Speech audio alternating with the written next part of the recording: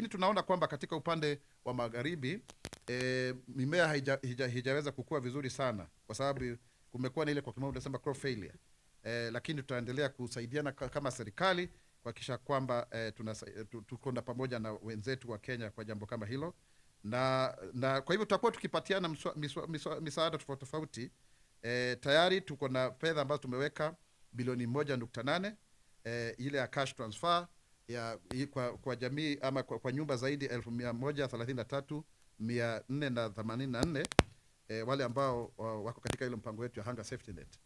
Kwa hiyo tuko tayari kusonga hivyo mbele, na hususan county ama eneo gatuzi ya Turkana, Mandera, Wajir, Marsabit, Garissa, Isiolo, Samburu na Tana River.